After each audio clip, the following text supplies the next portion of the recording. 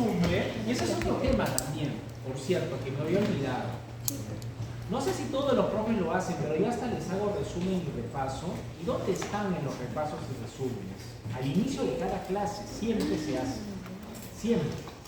Y no me prestan atención tampoco allí. Quizá llega tarde. Eso también puede ser. Recuerden que siempre hay un resumen o repaso al inicio de cada sesión. Y esa es una oportunidad que incluso yo la he adoptado, porque puede ser, en mi cabeza está, puede ser que el alumno haya revisado sus apuntes el fin de semana, pasa y es diligente y no deja las cosas para el final. Yo entiendo en mi cabeza que los alumnos tienen su clase, el fin de semana repasan lo visto en la semana, y quizá el alumno tiene dudas, y por eso hago mi resumen o repaso al inicio de cada sesión de lo que se vio antes. Porque en mi cabeza está, si he repasado el fin de semana como alumno, puedo tener dudas, puedo tener preguntas, y no pasa. Entonces, ni modo, pero bueno, igual siempre está por mi lado la regla total a que me diga qué puedo corregir, qué puedo hacer mejor, completamente dispuesto, con toda confianza, por favor. Yo no tomo represalias de ninguna manera. La ventaja incluso de que mis exámenes son objetivos es que no hay forma que tome represalias y que tú pienses que voy a tomar a mal algún comentario o oportunidad de mejor. No lo puedo tomar a mal porque tu evaluación es así. No tengo manera de castigarte si tú piensas que voy a hacer así. Así que siéntate en la confianza de decirme lo que puedo hacer mejor. Bueno, la clase pasada, antes del parcial, terminamos de ver cómo impacta el principio de separación o división de poderes en la autoridad. Y ese impacto básicamente se va a proyectar en dos frentes, que son en el frente de las competencias y en el frente de los mecanismos de control. En cuanto a las competencias, dependiendo de cómo las estructuremos o configuremos, ya sabemos que pueden ser de tres tipos. Las competencias exclusivas, que son aquellas que recaen en una sola entidad y ella es la única que la puede ejercer, ¿no? Las competencias delegables, que recaen en una entidad, pero esta está permitido, está autorizado que encargue su ejercicio a otra. Y las competencias compartidas, que es cuando tenemos a dos o más entidades involucradas en la misma responsabilidad. Recuerden que en las competencias compartidas hay que ser eficiente. Estás gastando dinero del Estado en recurso humano. Entonces procura que si la competencia va a ser compartida, que haya algo que justifique tener a dos o más entidades involucradas en la misma responsabilidad. Porque recuerden que a veces en el Estado suele ser, o suele pasar, que por el afán de democratizar la toma de decisiones, haces comisiones, consejos, sistemas y metes perro, gato y película. A todos les quieres escuchar, a todos les permites opinar y a todos les permites hacer. Lamentablemente lo que trae consigo eso es que no siempre el Estado es capaz de responder con la rapidez o urgencia que se requiere frente a determinadas situaciones. Entonces sí es importante primero evitar la ineficiencia del Estado bajo el argumento de meter más es mejor. Si basta con que sea una entidad y ella es la única responsable y lo hace bien, ya está, no es necesario instalar más. Y lo segundo es que en las competencias compartidas tenemos que evitar los conflictos de competencia. Evitar que dos o más entidades se metan en el mismo asunto, en el mismo momento o en la misma etapa, porque eso lo que puede generar ya no es ineficiencia, sino que el Estado no avanza. Porque entran en pugna y hasta que no se resuelve la pugna, no hay decisión. ¿Cuál fue el primer tipo de conflicto que se debe evitar? No dije tipo de conflicto. Lo primero que hay que evitar es un uso ineficiente del Estado.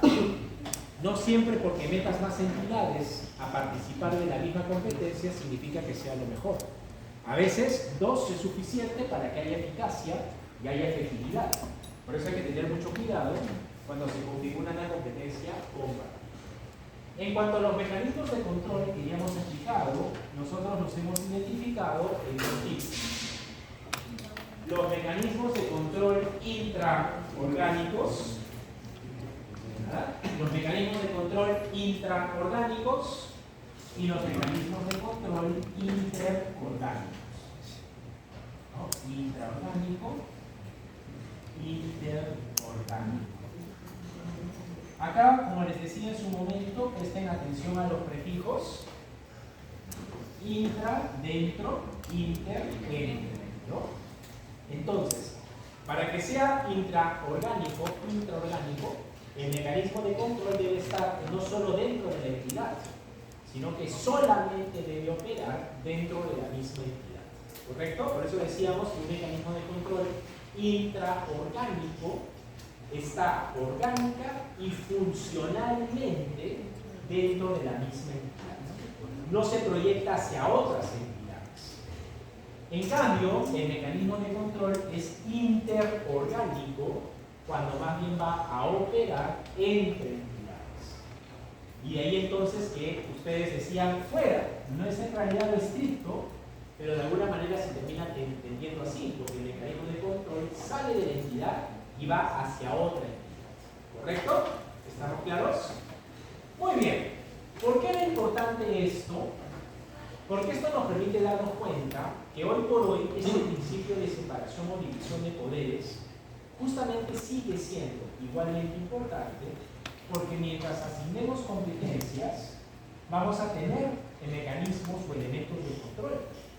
Cuando yo no asigno competencias y tengo una sola autoridad que hace y deshace a su antojo, entonces ¿qué voy a controlar si ella es amo y señora de todo? Entonces la preocupación de fondo del principio no ha cambiado. Seguimos interesados o preocupados por evitar concentración de poder, y para evitar esa concentración de poder vamos a asignar competencias. ¿Y para qué? Para que las podamos controlar. ¿Cómo asignamos esas competencias? ¿Qué criterios vamos a considerar para asignar esas competencias?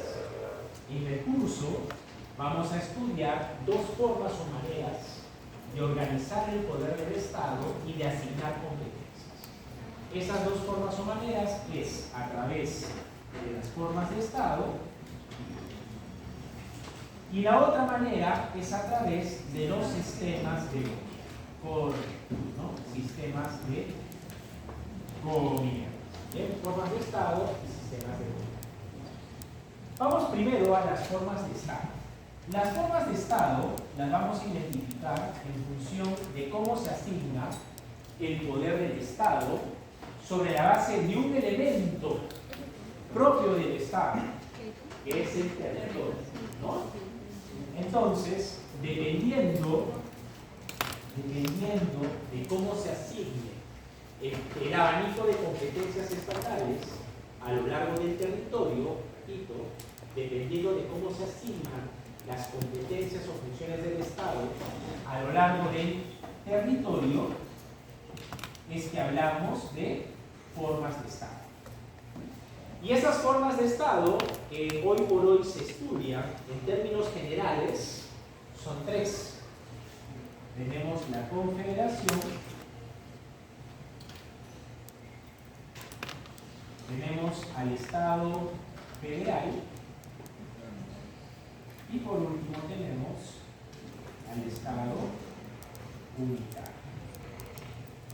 ¿No? Esas son básicamente, obviamente hay sus matices.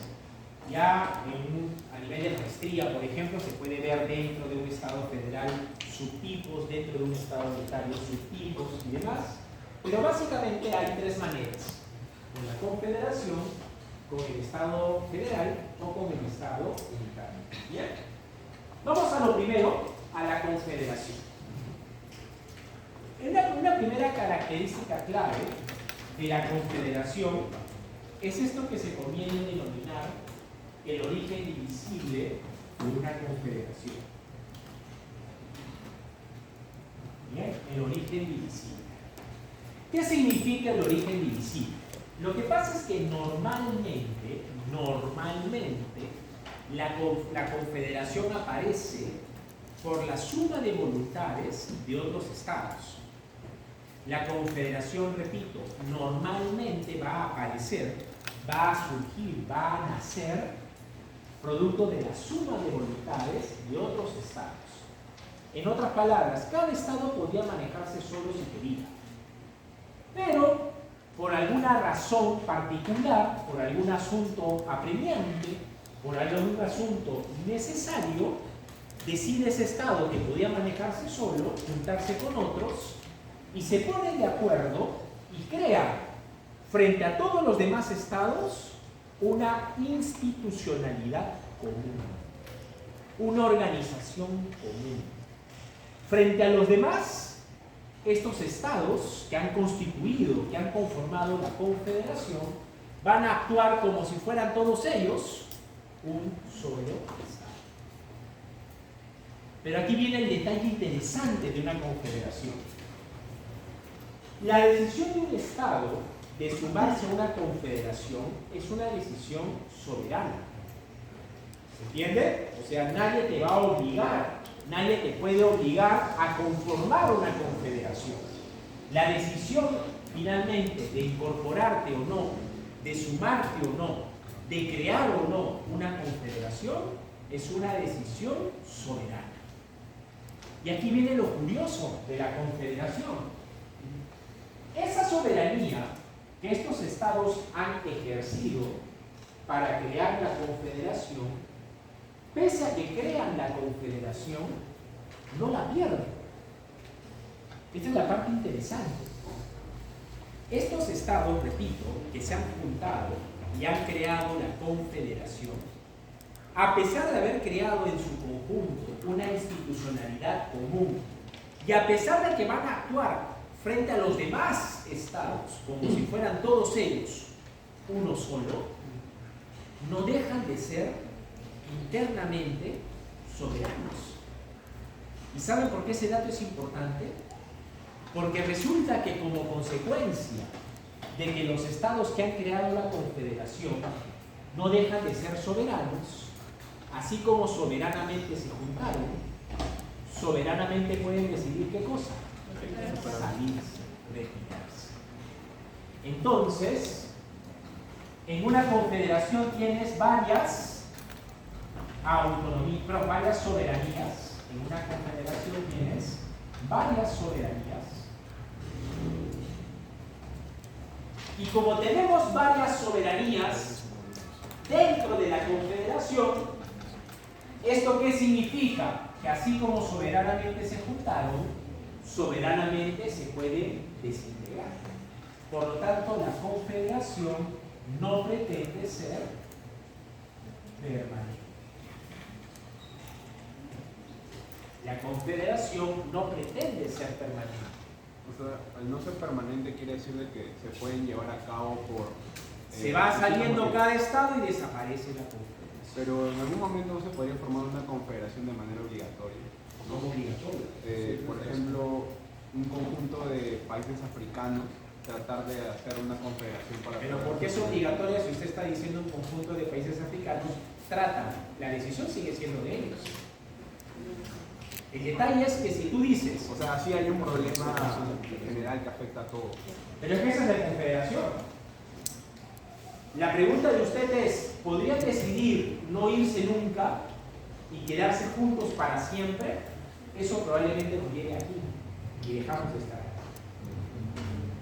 Entonces, repito, en una confederación, estas entidades que ya tenían vida independiente, que ya tenían vida propia, que podían manejarse solas estas entidades como estados, pero deciden juntarse y crean en conjunto esta organización, esta institucionalidad común. Y producto de esa organización e institucionalidad común, se van a relacionar con los demás, pero no dejan de ser soberanos. Y así como soberanamente tomaron la decisión de agruparse, cada estado que conforma la confederación podría decidir, ya no más, me voy. Para eso tendrá que seguir el procedimiento que establece el tratado, para salirse de la confederación, pero eso no está impedido, ¿se entiende?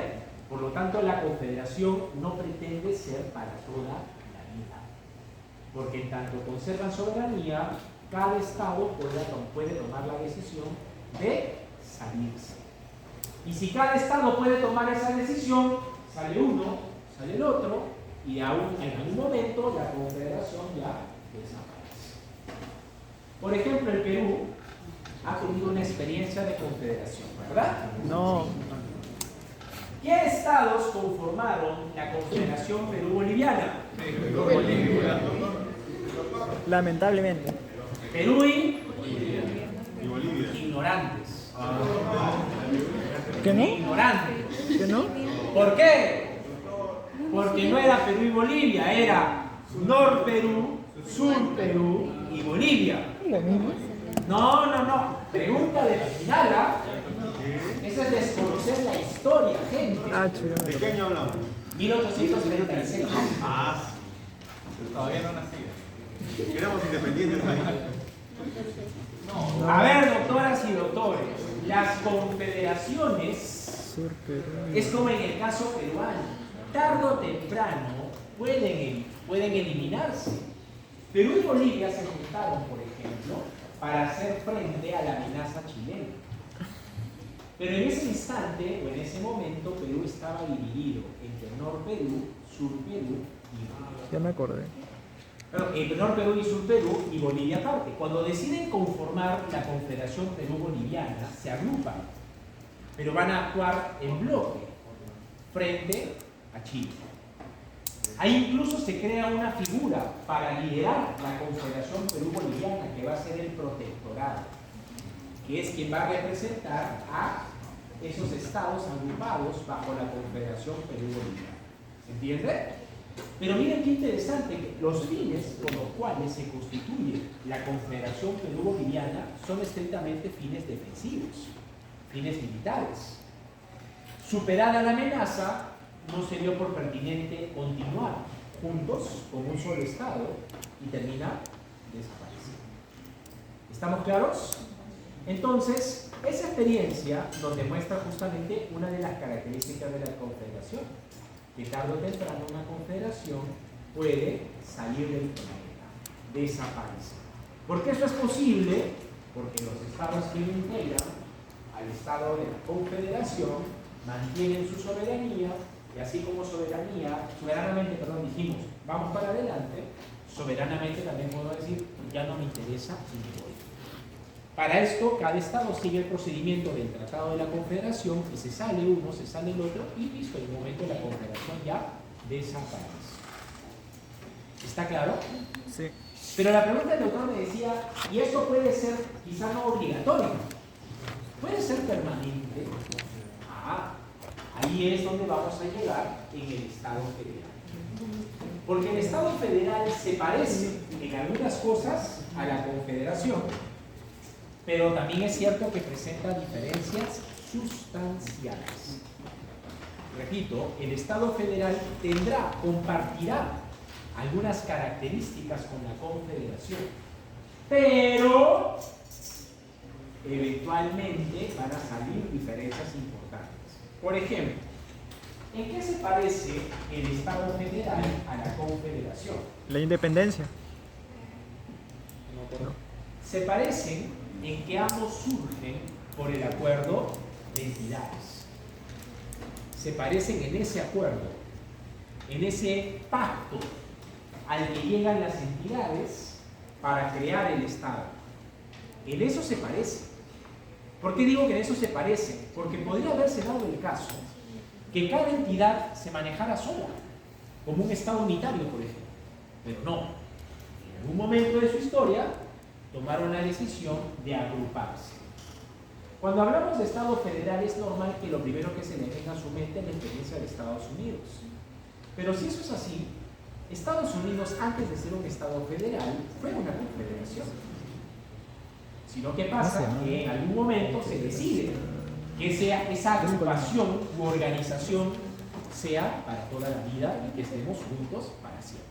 Y ahí viene la diferencia clara.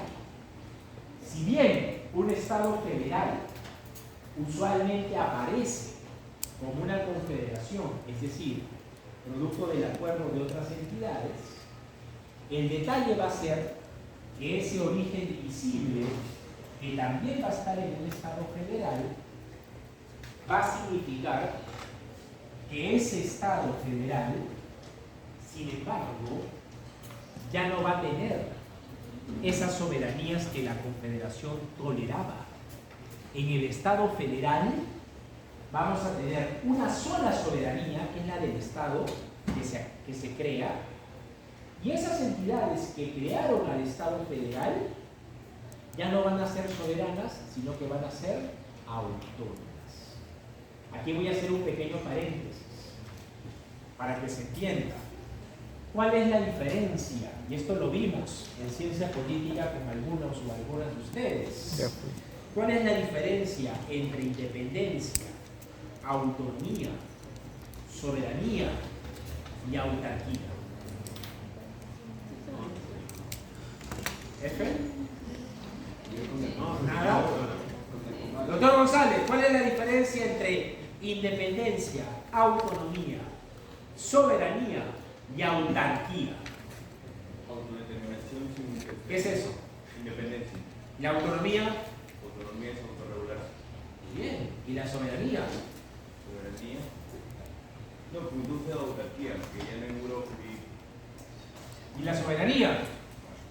No, pues sí. Ok, pero está muy bien, doctor González, está muy bien. A ver, vamos a explicar independencia, autonomía, soberanía y autarquía, para que cuando yo diga ya no son soberanos y no son autónomos, se entienda a qué me estoy refiriendo. Si no hemos definido eso, en su cabeza puede ser que esté la duda, ¿y eso qué significa? No he dicho nada. Entonces, va la explicación. La independencia es la capacidad de autodeterminación, como decía el doctor, la capacidad de autodeterminación sin interferencia. Repito, la independencia es la capacidad de autodeterminación sin interferencia. Por ejemplo, ¿cuántas y cuántos de ustedes pueden decir que se han independizado económicamente? ¿Gigi? ¿Sí? ¿No hay? Me mantiene. Sí. A ver, ¿qué le permite a usted decir yo me he independizado económicamente? De trabajo. ¿Ah? Trabajo. Sí. Trabajo en el trabajo de mi padre, pero igual. Es que, o sea, ser independiente es algo total, ¿no? Entonces, no sé. No es total, la independencia no es total. ¿Ah? Mientras vivo dentro de la casa de mi padre. Yo le he preguntado autonomía, doctor González. Vuelvo a hacer la pregunta. ¿Por qué ese silencio perturbador? ¿Por qué ese silencio perturbador si yo me he independizado económicamente? ¿Por qué? Porque seguramente, lo digo en todos los casos, pero habrán escuchado esta frase. Mientras viva bajo mi techo, se hace lo que yo ordeno. ¿No? ¿O no? Sí, Ah, ¿y eso qué representa? ¿Qué manifiesta? sublevación. Que tú dependes económicamente de tus padres o de la persona que te da este techo. Entonces te dice, mientras dependas económicamente de mí, me vas a tener que obedecer. Ya el día en que ganes tu dinero, en que tú pagues tus cosas, yo no tengo por qué meterme en qué vas a gastar tu dinero, ¿verdad? Pero ahorita, mientras eso esté, me respetas. ¿Se entiende? Entonces, la independencia es esa capacidad, por ejemplo, a nivel económico, de que tú decidas en qué vas a gastar, cuánto vas a gastar, en dónde vas a gastar. Y si no tienes esa libertad, entre comillas, esa capacidad de autodeterminarte económicamente, entonces no eres independiente económicamente. ¿Se entiende? Yo en ciencia política les conté lo que hice para buscar independencia económica. No lo que están pensando algunos que me han dicho. No ese tipo de oficio, doctoras y doctores, tranquilidad. No he buscado ese tipo de oficio para independizarme económicamente. Y he visto algunas caras de. No. Pero no hay nada de malo. Él lo hace, él lo hace. Bueno, el detalle es este. Va a llegar un momento y te va a pasar a ustedes que van a buscar tener independencia económica porque cada vez que van avanzando en la carrera y van creciendo, las necesidades también van creciendo y mientras haya esa relación, no tienes esa libertad de decidir en qué gastar tu dinero. Y siempre estás papá, mamá, abuelo, abuela, pasando el sombrero. Entonces llega un momento en que tú dices, ya no, ya no estoy en edad, ya tengo que yo ganar mi propio dinero. Ese es el momento en que vas a buscar esa independización económica. ¿Está claro? Pero una cosa es autodeterminarte y otra cosa es autorregularte. Que tú tengas capacidad de decidir en qué gastas tu plata no es lo mismo que tengas la capacidad de generar derechos o de generar obligaciones. Son dos cosas diferentes. Tú puedes decidir en qué gastas tu plata, pero firmar un contrato ya son palabras mayores. Porque firmar un contrato implica derechos y obligaciones recíprocas. ¿Ustedes están llevando teoría del derecho? Sí. ¿Acaso se dice esa capacidad para poder generar derechos y obligaciones se le denomina independencia privada o independencia de la voluntad? ¿Cómo se le llama? Autonomía. Autonomía privada o autonomía de la voluntad. Yo soy más partidario de llamarla autonomía privada a la verdad, porque no es que la voluntad propiamente sea así autónoma y que se maneje por sí sola. Pero la autonomía se le llama así autonomía privada porque es una capacidad de autodeterminarte también. Vas a decidir tú, nadie te va a obligar. Pero la consecuencia más importante de ser autónomo no es autodeterminarte, porque eso es ser independiente. Es que te autodetermines, más te autorregules, te autonormas. Autonomía, autónomos, autonormal. Entonces, por ejemplo, cuando alguien le vende su carro a otra persona, toma la decisión de vender el carro. Tú puedes decir, la decisión es independiente. Pero al momento que se decide vender el carro, automáticamente se van a generar obligaciones recíprocas. Entregar el bien, recibir el dinero a cambio del bien, y eso implica derecho de un lado y obligación del otro lado, como de mi lado, obligación de entregar el bien, y del otro lado el derecho a recibir el bien. ¿Entiendes? Entonces ahí ya no estoy solamente en una decisión, estoy generando normas. Un contrato es una fuente de derecho, precisamente por eso. Discrepo. Por eso es que en las fuentes del derecho, que seguramente se acordarán de sus clases de teoría del derecho 1 o 2, está legislación, jurisprudencia, costumbre, doctrina, autonomía privada. Porque el contrato es fuente del derecho porque detrás hay esa manifestación de voluntad de regularme a través de este documento. Profe, discrepo en esa parte, profesor, con usted. Porque en realidad no crea normas imperativas, sino normas dispositivas. Lo que crea son relaciones jurídicas, no normas generales. Pero no son normas.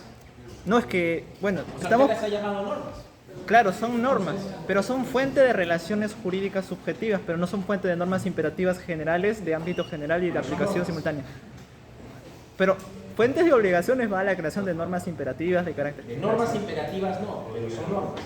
Sí, pero son normas dispositivas, no imperativas. Pero son normas. Pero son clasificaciones diferentes, profesor. Sí, claro, pero son normas. Entonces, ¿qué parte está mal? Si lo que yo he dicho es que es generación de normas. De ahí a Que clasificarlo tú como la quieras clasificar imperativa, dispositiva y demás, pero no deja de ser potestad de generación de normas. Y como tales, es una fuente. Ahora, esa autonomía, sin embargo, o esa independencia, se van a proyectar o se van a desplegar no de manera irrestricta. Tú puedes ser muy independiente, tú puedes ser muy autónomo, mas no vas a poder decidir ni vas a poder plantear en un acuerdo, en un contrato, lo que te dé la gana.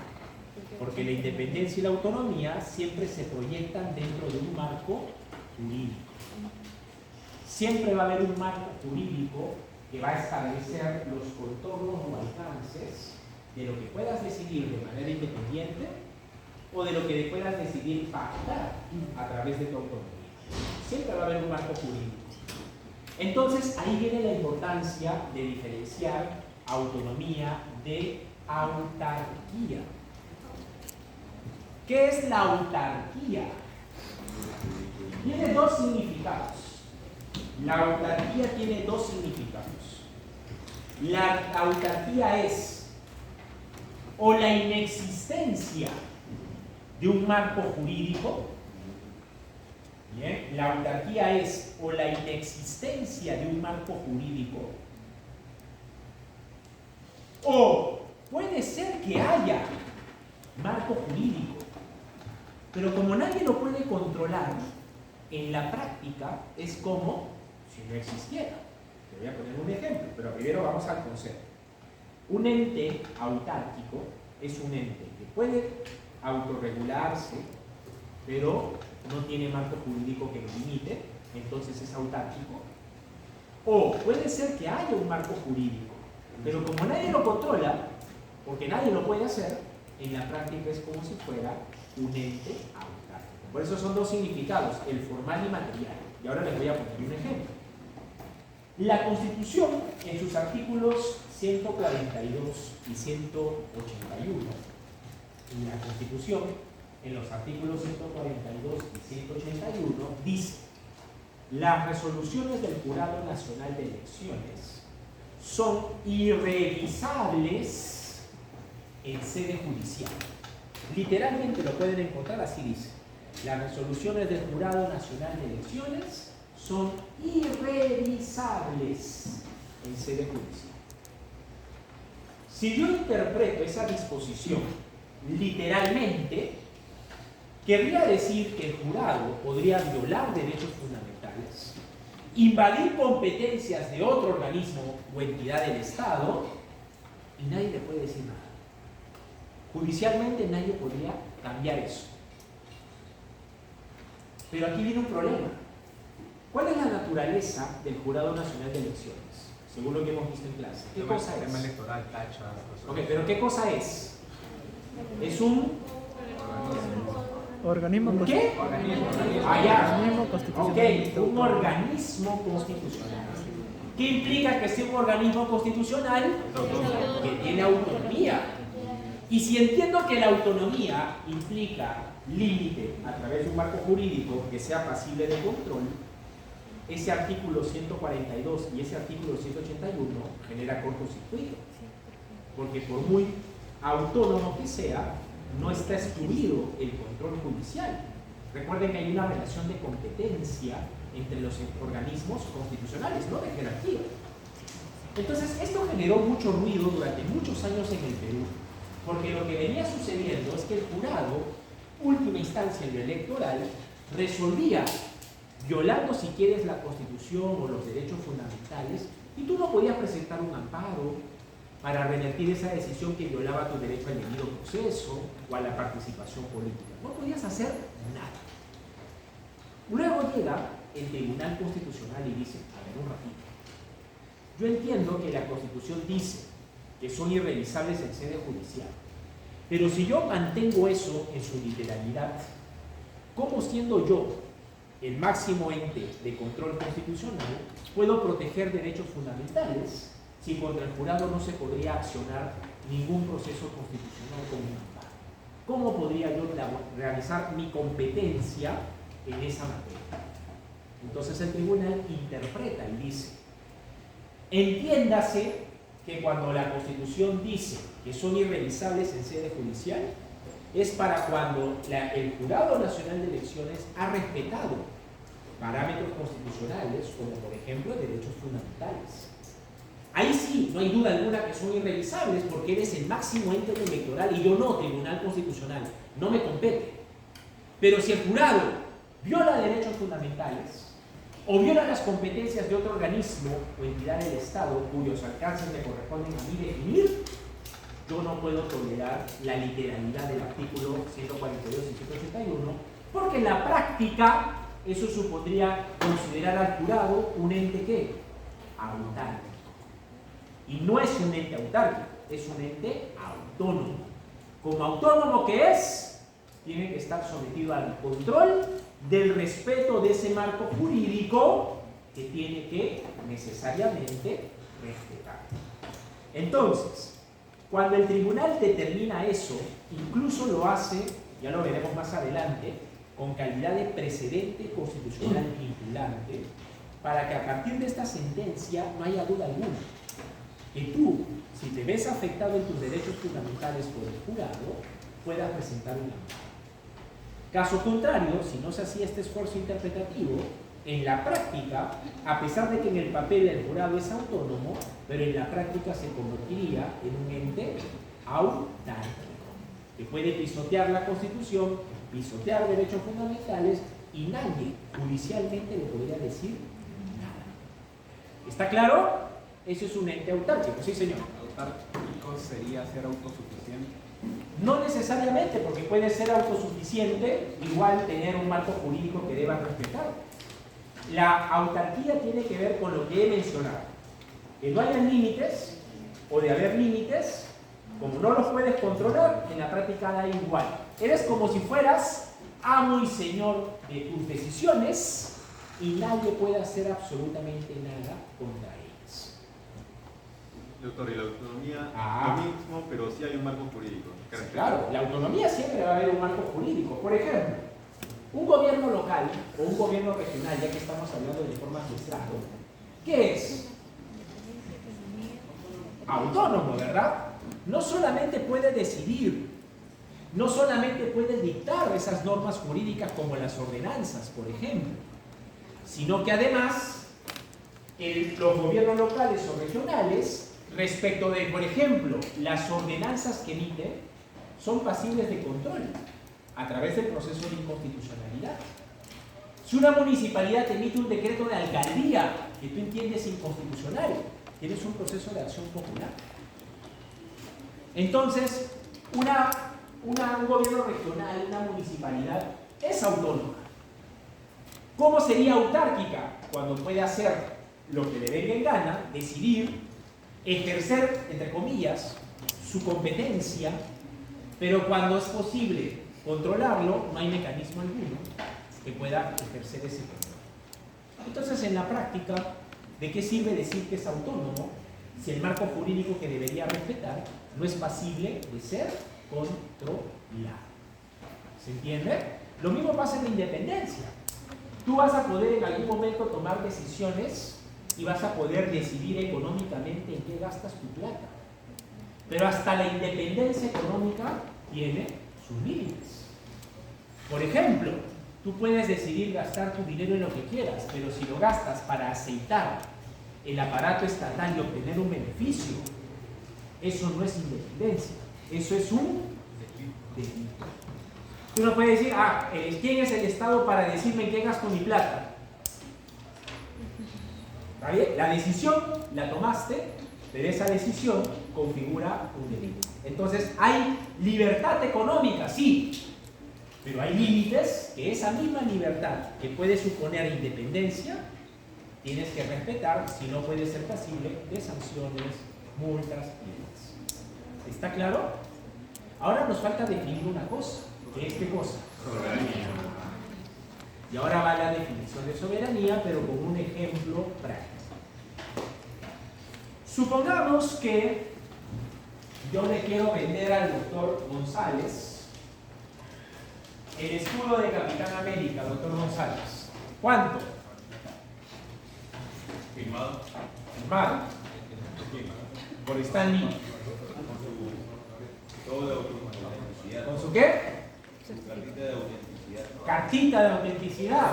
No, es certificado. La cartita la va a tener, doctor. No sé. ¿Cuánto paga? ¿Ah? 7 soles. 7 céntimos. ¿Cuánto? 7.000 soles o dólares. $32.000. Ok. Supongamos que acordamos que ya, de una vez, sale el escudo de Capitán América. Ok. Y usted ve que yo le digo, me tenía que transferir primero, ¿no? O si quiere la mitad. Me transfiere la mitad. Acordamos un día para fecha y entrega. Obvio, que no puedo. Entonces usted va y le digo, ¿escudo de qué? Oiga, pero yo le he transferido la plata, tal, es un acuerdo verbal que es absolutamente plausible, pero yo me hago el tercio, ¿correcto? Usted ha tomado una decisión autónoma de aceptar comprar el escudo. yo he tomado una decisión autónoma de venderle el escudo. ¿Se entiende? Hemos contraído derechos y obligaciones recíprocas. ¿Estamos claros? Pero la interpretación que yo tengo de ese contrato no me significa que yo le tenga que usted entregar el escudo que yo tengo en este momento en casa. Yo le digo, bueno, espérese pues a que me llegue un escudo. En su cabeza, porque nunca acordamos, en su cabeza está el escudo que yo tengo en este momento y que lo puse en videos y demás.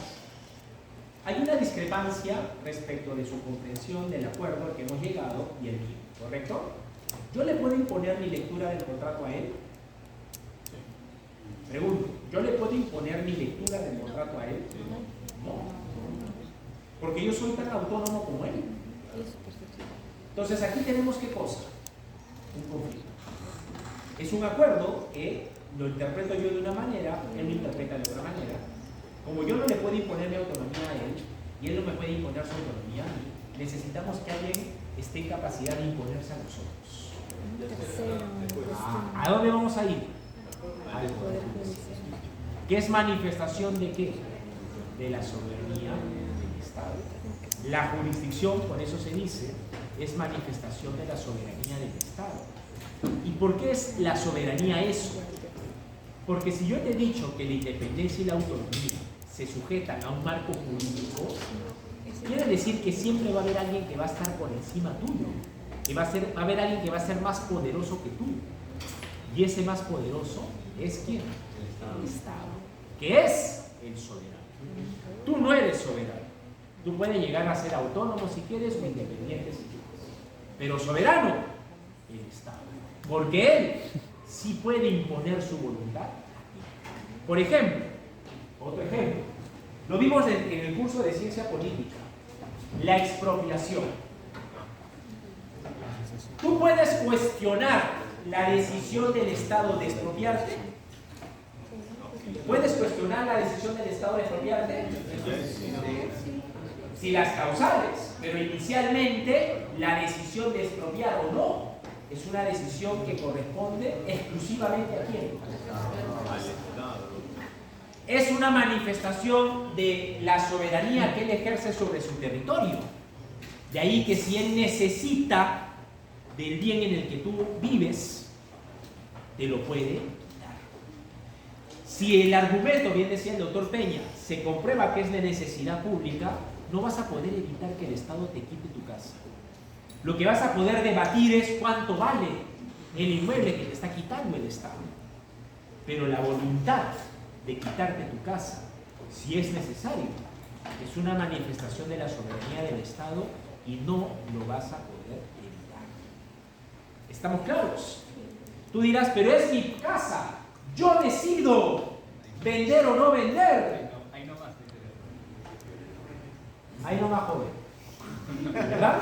¿Por qué? Porque tu propiedad es parte de tu patrimonio y en el patrimonio tangible o intangible tú tienes capacidad de autodeterminación, pero dentro de lo que el Estado soberanamente te va a permitir hacer. ¿Cómo? Definiendo un marco jurídico, por ejemplo. Oye, yo hago, por ejemplo, pasa en los vecinos, en los edificios multifamiliares. Oiga, respete, pues baje volumen. En mi casa yo hago lo que quiero. Eso es mentira. Eso es mentira. Porque está bien, es tu casa. Pero hay regulación estatal que pone límites de horarios, para bulla y tal. ¿Y eso por qué? Porque hay un Estado, que es a través de la municipalidad, que hace manifiesta su soberanía, poniéndote esas condiciones para que ejerzas tu independencia en tu propiedad. ¿Se entiende? Doctor Valera, ¿quiere decir algo? Bueno, ya que me da la oportunidad... Ya, doctor Cutipa. Una duda. Listo. Gracias, doctor Cutipa, adelante. ¿El soberano puede ir más allá del marco jurídico? Él define el marco jurídico. Él define el marco jurídico.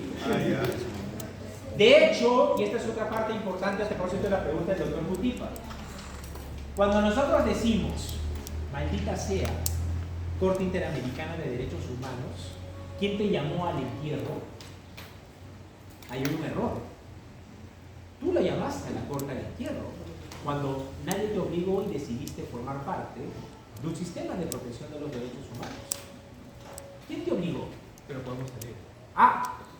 Soberanamente puedes tomar la decisión, pero tienes que seguir el procedimiento. Pero de ella decir yo, la Corte Interamericana está afectando mi soberanía cuando emite una sentencia adversa al Estado peruano.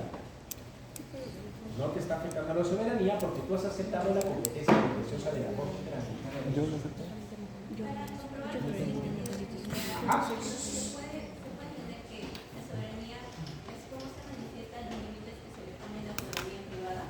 A la autonomía y a la independencia.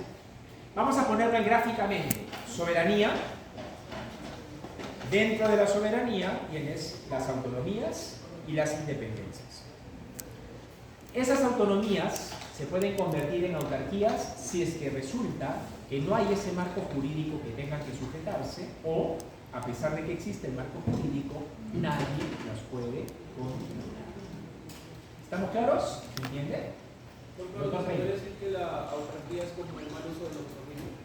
¿Es como? El mal uso de la autonomía. No necesariamente, porque tú puedes mal usar la autonomía, pero igual si te pueden controlar, sigues estando en autonomía. Profesor, disculpe, que la soberanía es el conjunto de autonomías e independencia. No. La soberanía, a ver, acuérdese una cosa, la autonomía y la independencia siempre se sujetan a un marco jurídico. Ese marco jurídico, ¿de dónde nace? ¿Por arte de magia? ¿Súbitamente aparece? No. Debe haber entonces alguien que está por encima de mi autonomía o de mi independencia, que es el que tiene la capacidad de aprobar ese marco jurídico al que yo me debo sujetar. Ese es el soberano. ¿Y quién es el que hace eso?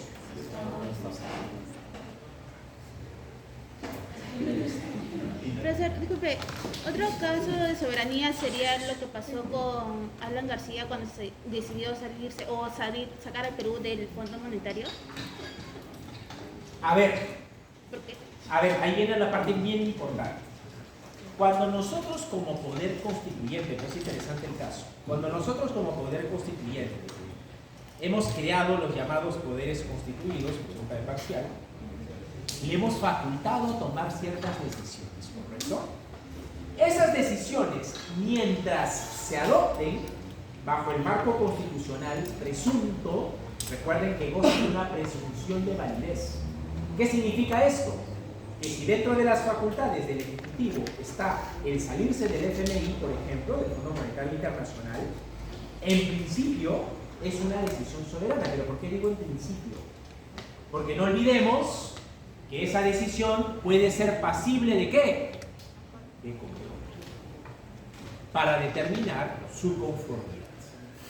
En otras palabras, lo que quiero decirles con esto es que nosotros, pueblo, nos amarramos y nos vinculamos por lo que los poderes constituidos hagan, porque nosotros así se los hemos facultado.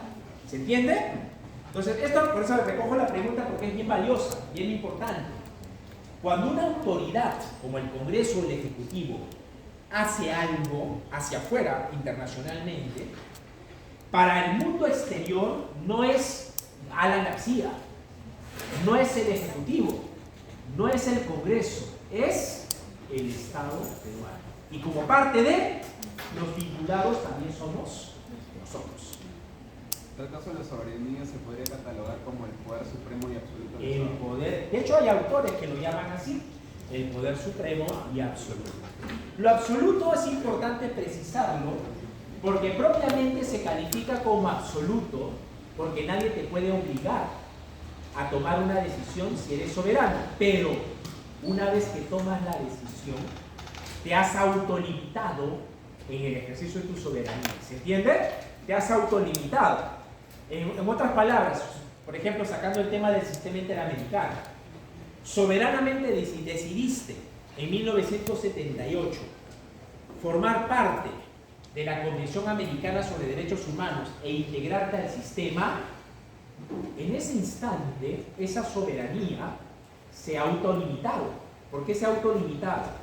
Porque ya has reconocido que estás aceptando esas obligaciones que la Convención Americana sobre Derechos Humanos establece. ¿Quién te obligó a aceptar esas obligaciones? Nadie. Pero una vez que las has aceptado, ya te son imputables.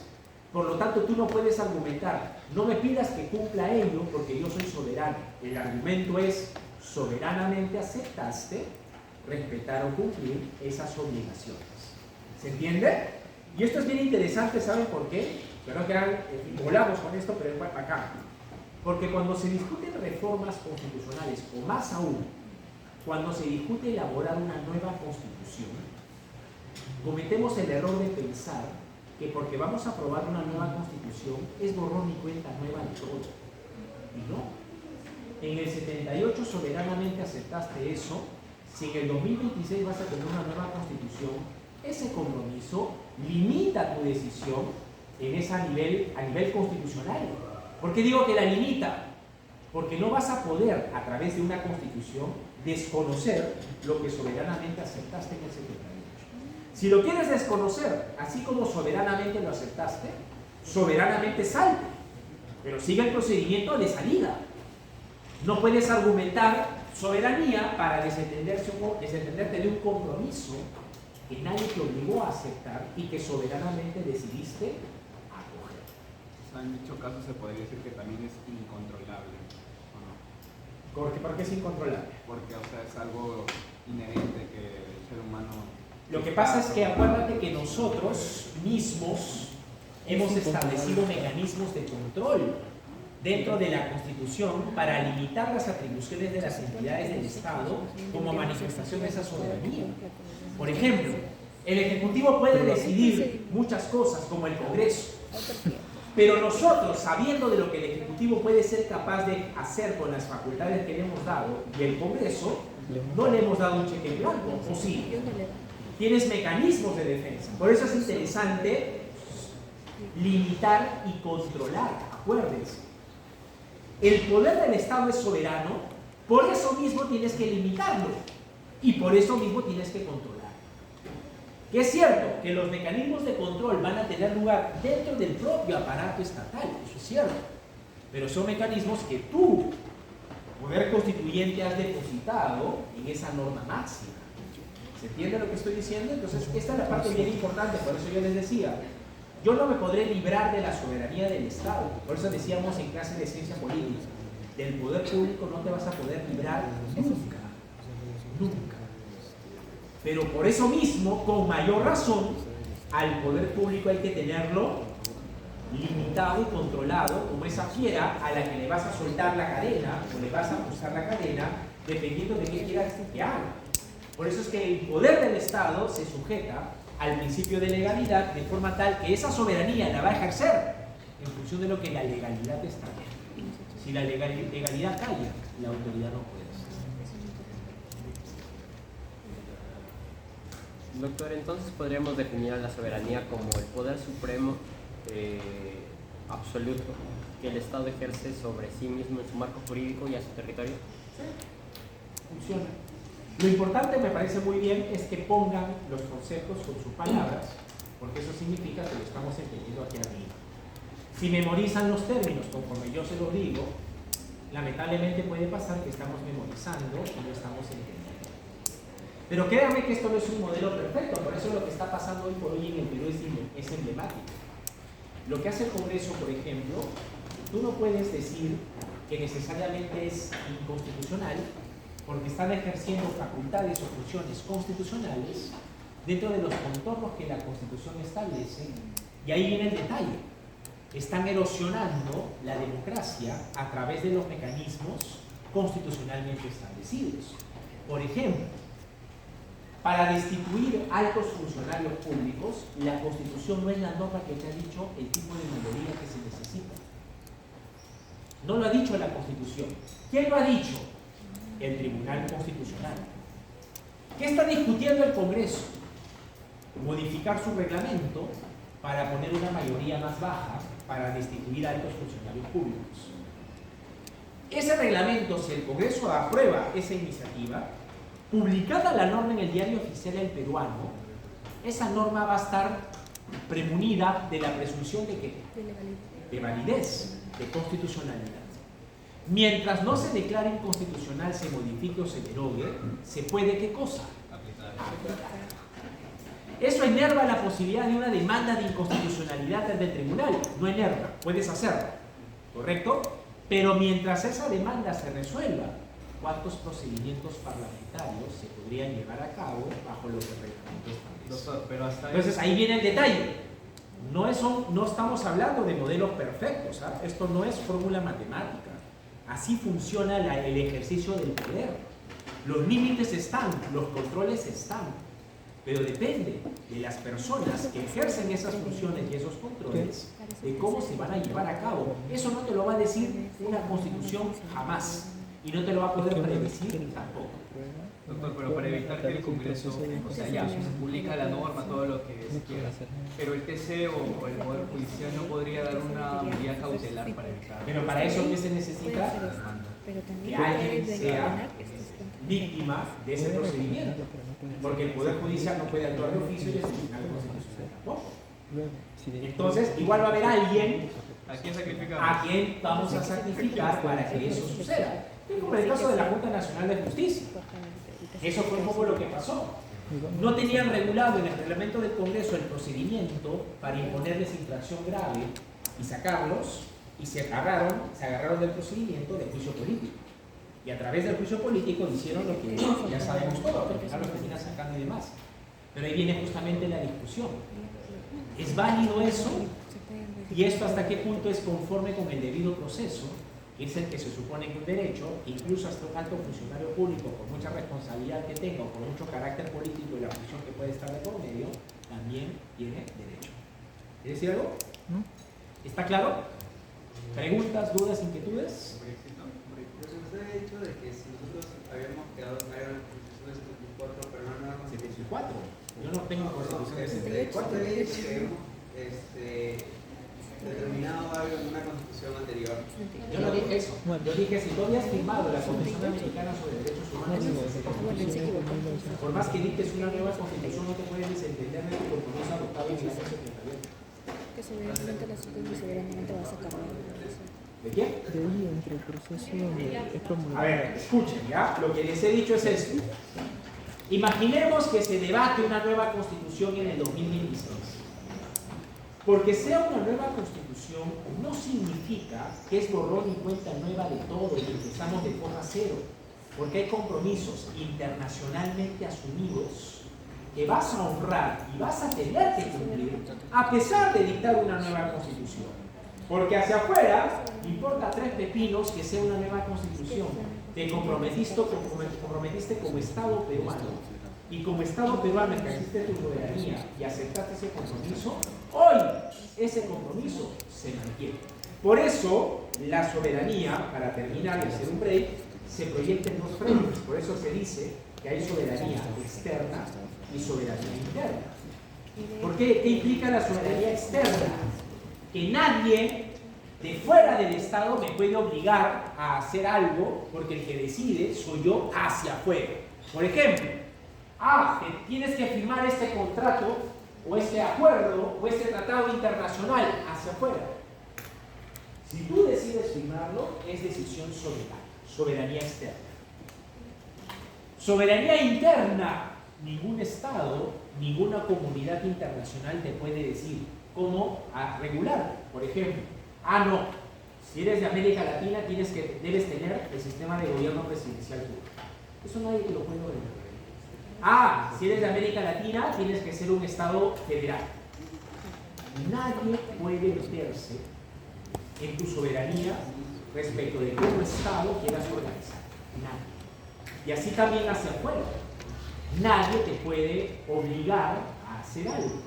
Pero el día que tú decides, por influencia, por presión, porque pasa, aceptas algo, es tu soberanía, señor.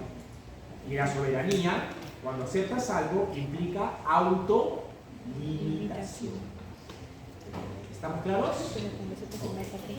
Son exactamente las 5 para las 2. Hacemos un corte hasta las 12:10. En el siglo pasado eso era fácil. Ahora se han vuelto pasivos la gente. La confederación, que tiene que ver básicamente con el origen, ¿no? En el caso de la confederación, como en el caso del Estado federal, ese origen se califica como divisible por el hecho de que en ambas formas de Estado, esta organización aparece como consecuencia o producto del acuerdo de otros estados, ¿no? La gran diferencia, sin embargo, radica que en una confederación, estas entidades que se juntaron van a seguir siendo soberanas, van a conservar su soberanía, a tal extremo de que podrían adoptar la decisión de eventualmente salirse del acuerdo. Y por lo tanto, en algún momento lo que va a suceder o lo que puede pasar es que la confederación desaparece. Por lo tanto, no podemos afirmar categóricamente que la confederación tenga por propósito como objeto ser permanente, ¿no? Podría desaparecer. En cambio, el Estado federal no ocurre eso. En el Estado federal, estas entidades que se han juntado para crear una organización común y aparecer como un Estado frente a todos los demás, estos estados y otras entidades van a dejar de ser soberanas. En el Estado federal vamos a tener entonces una sola soberanía y lo que más bien vamos a tener son múltiples autonomías. Ya no es, repito, como en la confederación. Recuerden que en una confederación vamos a tener tantas soberanías como estados que integran la confederación, porque recuerden que en una confederación no se pierde la soberanía. ¿Qué ocurre, sin embargo, en un estado federal? Como les decía, como estas entidades se juntan, crean una organización común para actuar frente a los demás, pero con una salvedad. Esa decisión de juntarse va a ser para siempre. Por lo tanto, ya no van a ser, una vez que crean el Estado federal, ya no van a ser soberanos. Van a pasar a ser entonces autónomos. ¿Bien? Ya no van a ser soberanos, repito, van a pasar a ser autónomos. ¿Qué significa que van a ser autónomos?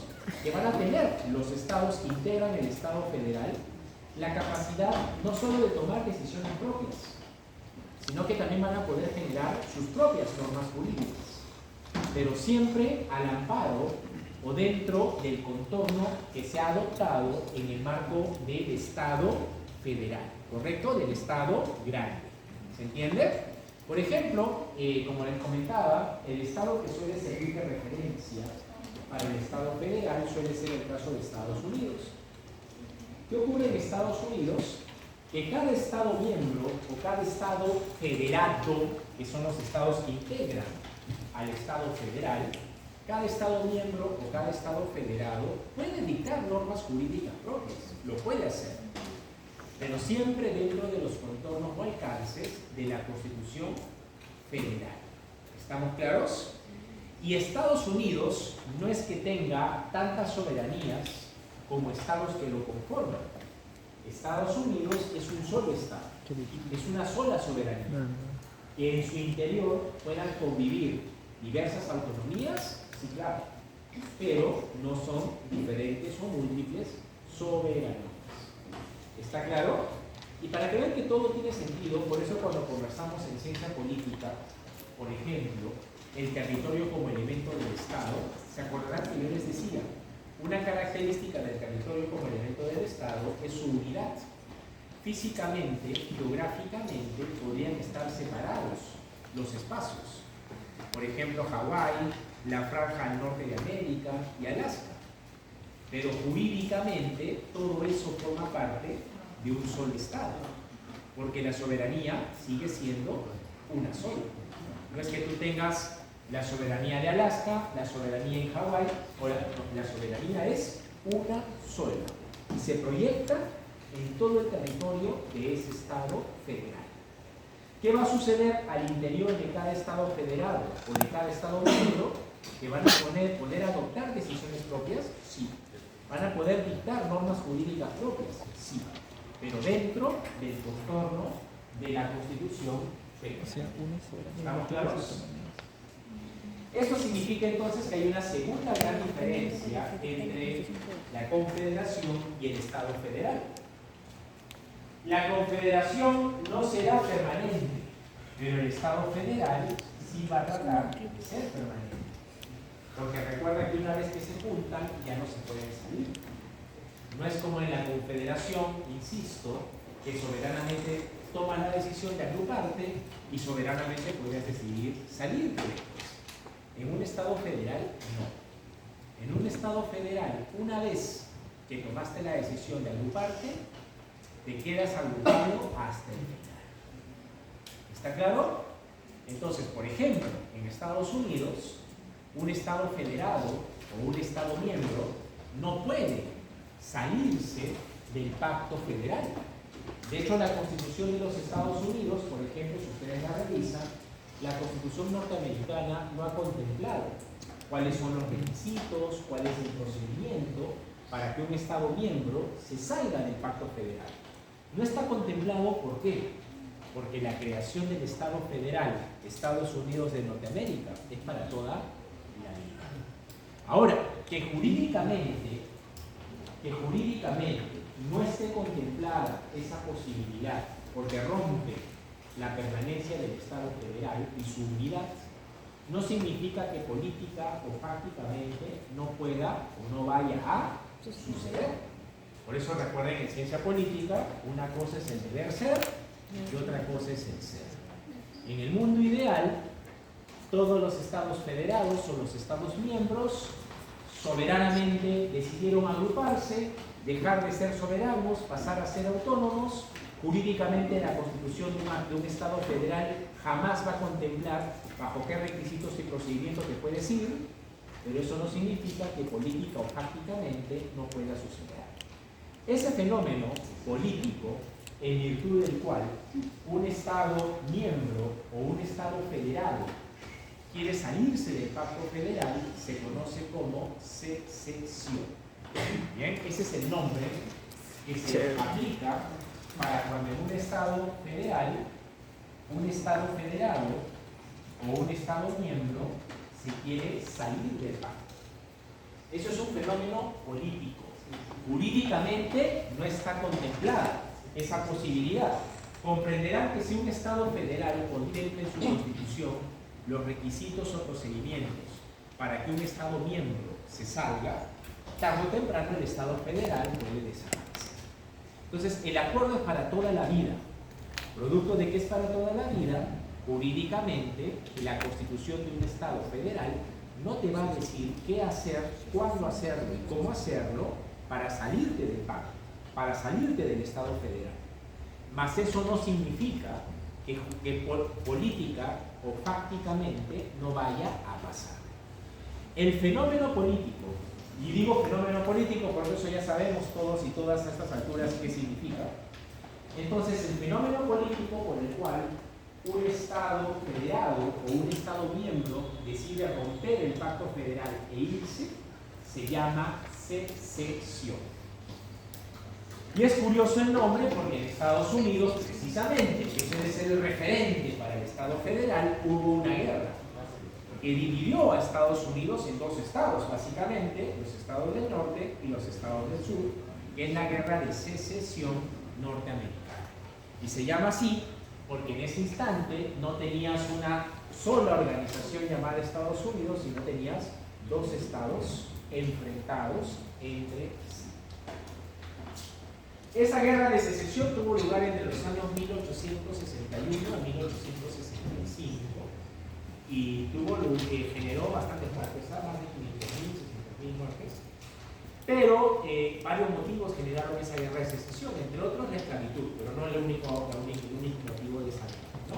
Pero es el nombre gráfico, ¿no? Lo digo para que tengamos un referente, que no es haber bautizado de la nada esa guerra como secesión. Se le bautiza así y el nombre queda, porque es en un Estado federal donde tienes esta pugna de quebrar la unidad y la soberanía de un solo Estado y dividirlo en dos.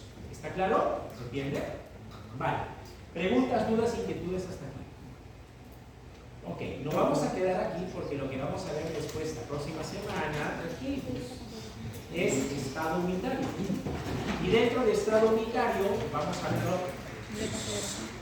a verlo por separado Porque el Estado unitario es un Estado que, además de que nos interesa particularmente, porque es el caso peruano, vamos a ver que dentro del Estado unitario, luego vamos a ver esto de aquí.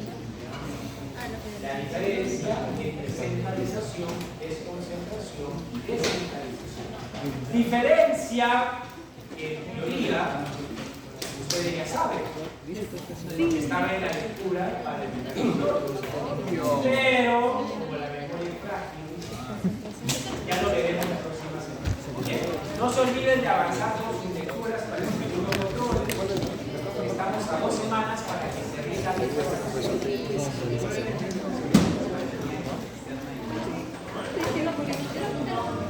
Que me atropelló 206.